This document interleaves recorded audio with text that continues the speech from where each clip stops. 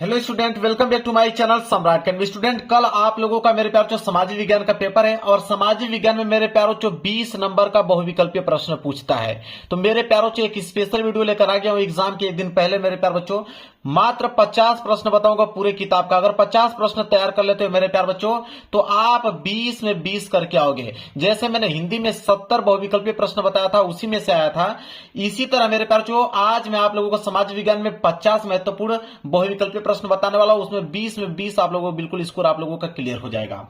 मेरे प्यारों वीडियो को लाइक कर देना और उनके पास इस वीडियो को जरूर शेयर कर देना जिनकी तैयारी नहीं हो पाई है, कम से कम वो 20 नंबर तो अपना तैयारी कर पाए।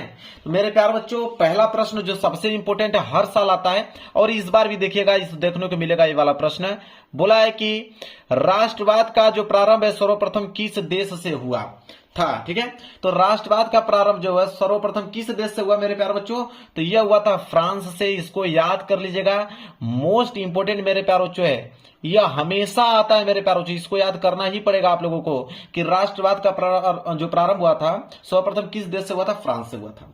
इसके बाद अब तुरंत पूछेगा फ्रांस की क्रांति, कि फ्रांस की क्रांति कब हुई। वेरी वेरी मोस्ट इंपोर्टेंट एबी क्वेश्चन मेरे प्यारे बच्चों कि फ्रांस की क्रांति कब हुआ, तो मेरे प्यारे बच्चों सन 1789 ईस्वी में। याद कर लीजिए, अपने दिमाग में फिट कर लीजिए, कल जब आप पेपर देने जाओगे देखिएगा ये वाला प्रश्न जरूर देखने को मिलेगा आप लोगों को। फ्रांस की क्रांति 1789। प्रश्न तीसरा अगर हम बात करें तो भारत छोड़ो आंदोलन किसने प्रारंभ किया था, तो भारत छोड़ो आंदोलन किसने प्रारंभ किया था मेरे प्यारे बच्चों, महात्मा गांधी। मेरे प्यारे बच्चों वेरी वेरी मोस्ट इंपोर्टेंट ये भी प्रश्न है, महात्मा गांधी ने भारत छोड़ो आंदोलन प्रारंभ किया था। आगे बढ़ते हैं, अगला प्रश्न है प्रश्न संख्या 4। प्रश्न संख्या 4 है कि चौरी चौरा कांड किस वर्ष घटित हुआ। बहुत इंपोर्टेंट मेरे प्यारों ये भी प्रश्न है। तो चौरी चौरा कांड जो हुआ था मेरे प्यारों सन 1922 ईस्वी में मेरे प्यारों। देखिए चौरी चौरा, इसी तरह लास्ट में 2 इस तरह ट्रिक बना सकते हो। तो चौरी चौरा कांड किस वर्ष घटित हुआ, 1922 में। बहुत इंपोर्टेंट प्रश्न है। चलिए मेरे प्यार बच्चों आगे बढ़ते हैं प्रश्न संख्या 5वें की तरफ। कह रहा है कि हिंद स्वराज पुस्तक के लेखक हैं, तो हिंद स्वराज पुस्तक के जो लेखक हैं मेरे प्यार बच्चों वो महात्मा गांधी जी हैं। ये भी प्रश्न बहुत ज्यादा इंपॉर्टेंट है, इस पे भी आप स्टार बना लीजिए। ठीक है, हिंद स्वराज पुस्तक के लेखक महात्मा गांधी जी हैं। आगे प्रश्न संख्या 6 कि करो या मरो का नारा किसका था। बहुत इंपोर्टेंट प्रश्न है। तो करो या मरो का नारा जो था मेरे प्यारे बच्चों वह था महात्मा गांधी जी का। किसका, महात्मा गांधी जी का। डी वाला ऑप्शन जो होगा बिल्कुल करेक्ट आंसर हो जाएगा। आगे है प्रश्न 7वां कि महात्मा गांधी दक्षिण अफ्रीका से वापस कब लौटे। किस सन में दक्षिण अफ्रीका से भारत लौटे थे महात्मा गांधी, तो मेरे प्यार जो इस डेट को याद कर लो, सन 1915। बहुत इंपॉर्टेंट है, डबल स्टार बना लो। ये सारे के सारे प्रश्न देखने को मिलेगा। मैं बता रहा हूं कि अगर 50 वो विकल्पीय प्रश्न तैयार हैं तो कल देखिएगा 20 में 20 आप लोग स्कोर करके आने वाले हो।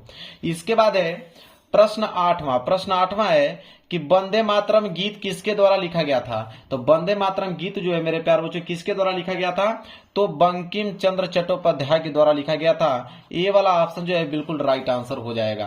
प्रश्न 9 है मेरे प्यारे बच्चों कि 13 अप्रैल 1919 किस घटना से संबंधित है। तो 13 अप्रैल 1919 जो है मेरे प्यारे बच्चों किस घटना से संबंधित है, तो यह आप लोगों का जलियांवाला बाग हत्याकांड मेरे प्यारे बच्चों।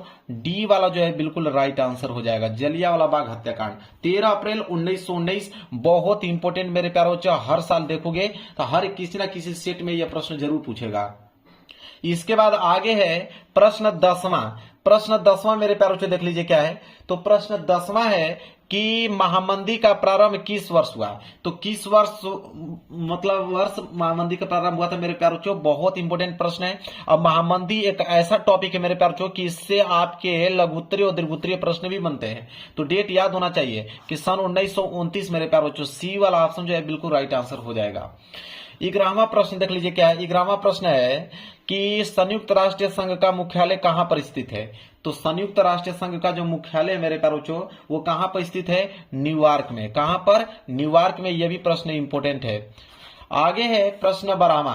प्रश्न बराबर है कि संयुक्त राष्ट्र संघ की स्थापना कब हुई। अब यहाँ पे मुख्यालय पूछा था, ठीक है, अब यहाँ पे स्थापना पूछ दिया। तो स्थापना जो हुआ था मेरे प्यारे बच्चों संयुक्त राष्ट्र संघ का, वह 1945 ईस्वी में हुआ था। तो ए वाला जो है इसका राइट आंसर हो जाएगा। इसके बाद है प्रश्न 13 कि प्रथम विश्व युद्ध प्रारंभ हुआ। बहुत इंपॉर्टेंट प्रश्न है। तो प्रथम विश्व युद्ध जो है मेरे प्यारे बच्चों कब प्रारंभ हुआ। तो प्रथम विश्व युद्ध की अगर हम बात करें तो 1914 ईस्वी। कब? 1914 ईस्वी में प्रारंभ हुआ था प्रथम विश्व युद्ध। इसके बाद 14वां प्रश्न कि भूमि एक डॉट डॉट संसाधन है। यहाँ पे भरना है आप लोगों को। तो भूमि एक मेरे प्यारे जो प्राकृतिक संसाधन है, इसलिए ए वाला ऑप्शन जो है बिल्कुल राइट आंसर हो जाएगा। ये भी प्रश्न हर साल आता है कि भूमि एक प्राकृतिक संसाधन है। 15वां प्रश्न है कि निम्नलिखित में से मिट्टी का प्रकार नहीं है। तो मिट्टी का प्रकार नहीं है इन चारों ऑप्शनों में से कौन? सीमेंट। सीमेंट जो मेरे प्यारों जो मिट्टी का प्रकार नहीं है। बाकी आपका तो पीली मिट्टी होता है, काली मिट्टी, लेटराइट मिट्टी भी होता है। सीमेंट जो है कोई मिट्टी का प्रकार नहीं होता है। चलिए आगे बढ़ते हैं प्रश्न संख्या 16 की तरफ। चलिए प्रश्न संख्या 16 देखिए क्या है। कह रहा है कि निम्नलिखित में से किस राज्य में काली मिट्टी पाई जाती है। ये भी प्रश्न बहुत इंपॉर्टेंट है मेरे प्यारों। तो काली मिट्टी पाई जाती है मेरे प्यारों किस राज्य में पाई जाती है, यह क्वेश्चन में पूछा हुआ है। तो मेरे प्यारों यहाँ पे बिहार में, ठीक है, ठीक है मेरे प्यारों, बिहार नहीं, गलत, बिहार कहाँ? बिहार में काली मिट्टी थोड़ी पाई जाती है। काली मिट्टी की अगर हम बात करें तो गुजरात में, ठीक है, गुजरात में। किस राज्य में काली मिट्टी पाई जाती है? गुजरात में पाई जाती है। चलिए आगे बढ़ते हैं प्रश्न 17 कि पर्वतों पर मृदा अपर्दन का साधन है। तो पर्वतों पर जो मृदा अपर्दन का साधन है मेरे प्यारों वह होता है हिमनद। क्या होता है? हिमनद। बी वाला ऑप्शन जो है बिल्कुल राइट आंसर हो जाएगा। प्रश्न 18 है कि पंजाब में भूमि निम्नीकरण का मुख्य कारण है। तो देखिए पंजाब में भूमि निम्नीकरण का जो मुख्य कारण होता है मेरे प्यारे बच्चों, वो होता है अधिक सिंचाई। क्या होता है? अधिक सिंचाई। ये प्रश्न बहुत इंपॉर्टेंट है मेरे प्यारे बच्चों। आगे है आपका प्रश्न 19 कि निम्नलिखित में से कौन सा नवीकरण योग्य संसाधन नहीं है। तो नवीकरण योग्य संसाधन कौन नहीं है इन चारों ऑप्शनों में से यह बताना है। तो जीवाश्म ईंधन मेरे प्यारे बच्चों, जीवाश्म ईंधन। सी वाला ऑप्शन जो है बिल्कुल राइट आंसर हो जाएगा। 20वां है कि चाय की खेती के लिए कौन सी मिट्टी उपयुक्त मानी जाती है। तो चाय की खेती के लिए मेरे प्यारे बच्चों कौन सी मिट्टी उपयुक्त मानी जाती है। तो मेरे पास जो चाय की खेती के लिए कौन सी मिट्टी उपयुक्त मानी जाती है। तो लेटराइट मिट्टी, ठीक है। डी वाला ऑप्शन जो है बिल्कुल राइट आंसर हो जाएगा। आगे है प्रश्न आप लोगों का 21वां कि निम्नलिखित में से किस राज्य में सीढ़ीदार खेती की जाती है। तो सीढ़ीदार खेती किस राज्य में की जाती है मेरे प्यारे बच्चों। तो वो की जाती है आप लोगों का उत्तराखंड में। कहां पे? उत्तराखंड में। डी वाला ऑप्शन जो है बिल्कुल राइट आंसर हो जाएगा। चलिए आगे है प्रश्न संख्या 22 कि निम्न में से कौन सा एक व्यक्तिगत संसाधन नहीं है। तो कौन सा एक व्यक्तिगत संसाधन नहीं है मेरे प्यारे बच्चों, वो है आप लोगों का खनिज संसाधन। डी वाला ऑप्शन जो है बिल्कुल राइट आंसर हो जाएगा। 23वां है कि निम्न में से कौन सा संसाधन पुनः चक्रीय है। पुनः चक्रीय का मतलब मेरे प्यारे बच्चों क्या है कि उसको पुनः किसी वस्तु है उसको पुनः हम किसी दूसरे वस्तु में कन्वर्ट कर सकते हैं। तो कौन सा संसाधन पुनः चक्रीय? जैसे लोहा, लोहा होगा इसका राइट आंसर। जैसे लोहा से मान लीजिए कोई वस्तु बना हुआ है, अगर इस वस्तु से हटाकर मैं कोई दूसरा वस्तु बनाना चाहूंगा तो इसको मैं पिघलाकर कोई दूसरा वस्तु बना सकता हूं, ठीक है। आगे है प्रश्न संख्या 24 कि निम्नलिखित में से कौन सा एक संभावित संसाधन है। तो संभावित संसाधन मेरे प्यारे बच्चों इनमें से कौन है? पवन ऊर्जा। सी वाला ऑप्शन जो है बिल्कुल राइट आंसर हो जाएगा। प्रश्न 25 है कि चिपको आंदोलन संबंधित है। तो चिपको आंदोलन जो संबंधित है मेरे प्यारे बच्चों वो है आप लोगों का वन संरक्षण से, ठीक है। वन संरक्षण के लिए चिपको आंदोलन चलाया गया था मेरे प्यारे बच्चों। यह प्रश्न बहुत इंपॉर्टेंट भी है। इसके बाद आगे बढ़ेंगे। अगला प्रश्न है प्रश्न संख्या 26। कह रहा है कि सुंदरवन राष्ट्रीय पार्क किस राज्य में स्थित है। तो सुंदरवन राष्ट्रीय पार्क किस राज्य में स्थित है मेरे प्यारे बच्चों। तो वो है आप लोगों का पश्चिम बंगाल में। कहां पर? पश्चिम बंगाल में। सी वाला ऑप्शन जो है बिल्कुल राइट आंसर हो जाएगा। चलिए आगे बढ़ते हैं प्रश्न 27 की तरफ कि विश्व में सर्वाधिक वर्षा किस स्थान पर होती है। तो पूरे वर्ल्ड की बात क्या है कि पूरे वर्ल्ड में सबसे अधिक वर्षा किस स्थान पर होती है मेरे प्यारे बच्चों। तो मासिन राम में होती है। कहां पर? मासिन राम। ए वाला ऑप्शन जो है बिल्कुल राइट आंसर हो जाएगा। चलिए आगे प्रश्न संख्या 28 कि टिहरी बांध परियोजना किस राज्य में स्थित है। मानचित्र में भी ये प्रश्न मैंने बताया है सुबह ही आज कि टिहरी बांध परियोजना मेरे प्यारे किस राज्य में स्थित है।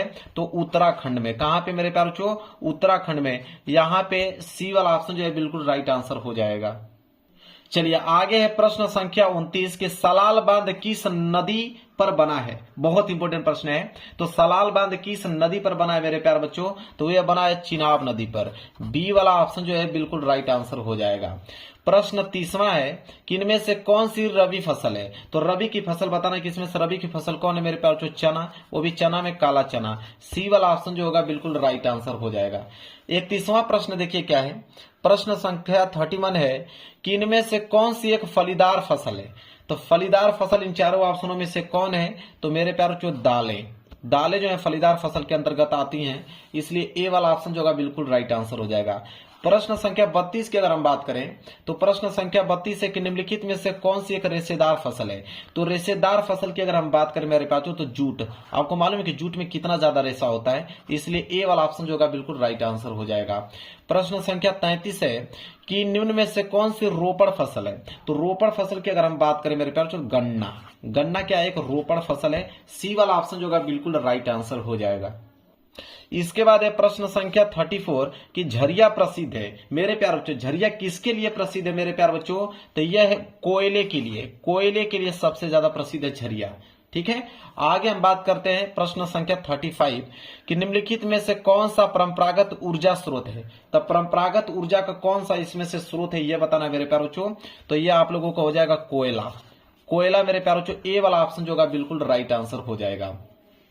प्रश्न संख्या 36 देखिए क्या है। 36 है मेरे प्यारे बच्चों कि भारत में पवन ऊर्जा का विशाल केंद्र कहां स्थित है? तो भारत में पवन ऊर्जा का विशाल केंद्र जो है मेरे प्यारे बच्चों तमिलनाडु में। कहां पे मेरे प्यारे बच्चों? तमिलनाडु में। ठीक है मेरे प्यारे बच्चों, कहां पे? तमिलनाडु में। आगे बात करते हैं 37 कि मुंबई हाई प्रसिद्ध है। देखिए मुंबई हाई प्रसिद्ध है किसके लिए? तो देखिए तेल शोधक कारखानों पेट्रोलियम के लिए प्रसिद्ध है। ए वाला ऑप्शन जो होगा बिल्कुल करेक्ट आंसर हो जाएगा। आगे है आपका प्रश्न संख्या 38 कि निम्नलिखित में से कौन सा ऊर्जा का गैर परंपरागत स्रोत है? तो ऊर्जा का गैर परंपरागत स्रोत कौन है मेरे प्यारे बच्चों इसमें से? तो वो मेरे प्यारे बच्चों सौर ऊर्जा। क्या है? सौर ऊर्जा। ए वाला ऑप्शन जो होगा बिल्कुल राइट आंसर हो जाएगा। चलिए अगला प्रश्न है प्रश्न संख्या 39 कि एंथ्रेसाइट का संबंध किस खनिज से है? तो देखिए एंथ्रेसाइट का जो संबंध है मेरे प्यारे बच्चों वो किस खनिज से है? तो वह है आप लोगों का कोयले से। ठीक है, एंथ्रेसाइट का संबंध किस खनिज से? कोयला से मेरे प्यारे बच्चों। चलिए अगला प्रश्न है प्रश्न संख्या 40 कि कोरबा प्रसिद्ध है किसके लिए? देखिए कोरबा जो है मेरे प्यारे बच्चों वह कोयले के लिए प्रसिद्ध है, इसलिए बी वाला ऑप्शन जो है बिल्कुल राइट आंसर हो जाएगा। 41वां प्रश्न देखिए क्या है। प्रश्न संख्या 41 कि श्रीलंका में निम्नलिखित में से कौन सा बहुसंख्यक वर्ग है? तो बहुसंख्यक वर्ग कौन सा है श्रीलंका मेरे प्यारे बच्चों? वह आपका सिन्हली। सी वाला ऑप्शन जो है बिल्कुल राइट आंसर होगा।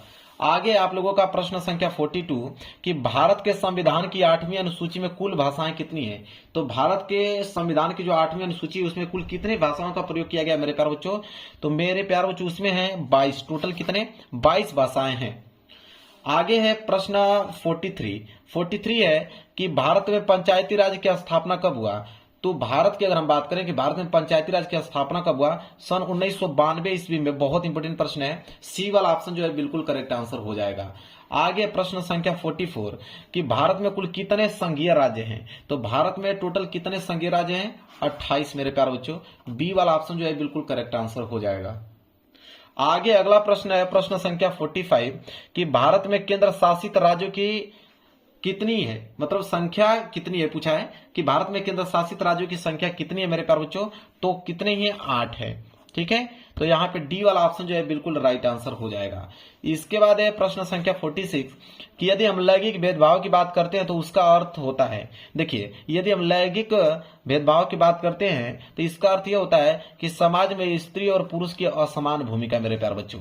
ठीक है, ए वाला ऑप्शन जो है बिल्कुल राइट आंसर हो जाएगा।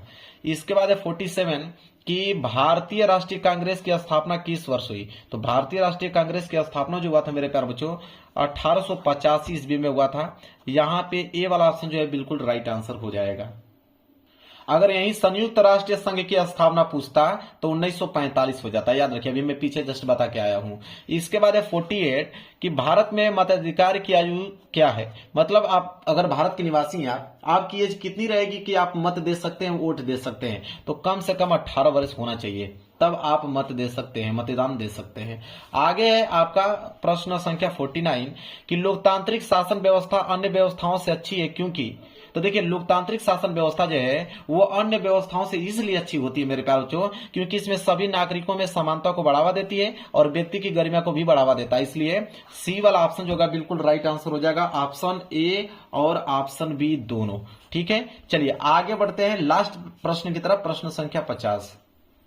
देखिए प्रश्न संख्या 50 है कि निम्नलिखित में से किस एक देश को छोड़कर हर जगह तानाशाही लोकतंत्र को प्राथमिकता दी जाती है। तो मेरे प्यारों वो देश कौन सा है, आपको भी मालूम होना चाहिए, पाकिस्तान। ठीक है, तो मेरे प्यारों हमने 50 इंपोर्टेंट क्वेश्चन पूरे किताब का बता दिया है मात्र 15 मिनट के अंदर। तो मेरे प्यार बच्चों अगर ये 50 क्वेश्चन याद है, कल के पेपर में 20 आउट ऑफ 20 करके आओगे मेरे प्यार बच्चों। वीडियो पसंद आए वीडियो को लाइक कर देना, चैनल पर नए हो तो चैनल को जरूर सब्सक्राइब कर लेना। मिलेंगे एक प्यार से नेक्स्ट वीडियो में, तब तक के लिए धन्यवाद।